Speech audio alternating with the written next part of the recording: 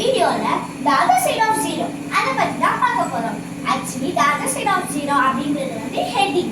Okay, addition or integers. Integersனா என்ன? The other side of zero உடைய short name னு வெச்சுக்கலாம் guys. Okay, case 1 both same sign add and put same sign. இதோட meaning என்ன? ரெண்டுமே same China இருந்துச்சுன்னா அந்த ரெண்டு நம்பரையும் ஆட் பண்ணி நம்ம சேம் சைன்லயே போட்டுறணும். ஃபார் எக்ஸாம்பிள் 5 plus 50 அப்படிங்கிறது நார்மலான அடிஷன் தான், நம்ம எல்லாருக்குமே தெரியும். ஸோ தட் நம்ம 20 போட்டாச்சு. இப்போ -6 plus -7 அதை எப்படி நம்ம பண்றது அப்படின்னு கேட்டீங்கன்னா அதுக்கு தான் இந்த குட்டி நோட் வந்து நம்ம யூஸ் பண்ணிக்கணும் guys. For example okay plus b into -b equal to minus.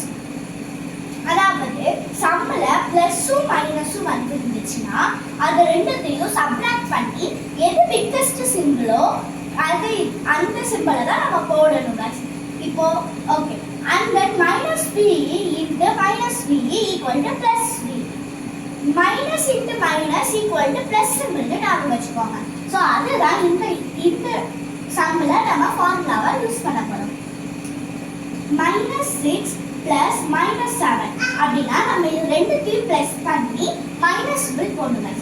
So 6 plus 7 எவ்வளவு? 13. சோ ஃபர்ஸ்ட் நம்ம 13 போடணும். and then add and put same sign நம்ம போடணும். same sign இதுல என்ன இருக்கு? மைனஸ் 13 தான் गाइस இதோட ஆன்சர். சோ அது மாதிரி தான் இது எல்லாமே.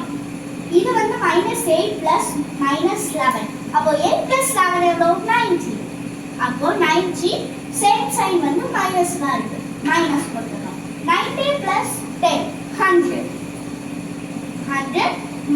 சைன் வந்து இதுல ஒரே ஒரு சைன் தான் இருக்கு, அதாவது மைனஸ்.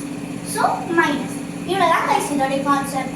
தேங்க்யூ ஃபார் வாட்சிங் திஸ் வீடியோ. மறக்காம லைக் பண்ணுங்க, சப்ஸ்கிரைப் பண்ணுங்க, ஷேர் பண்ணுங்க. Bye bye.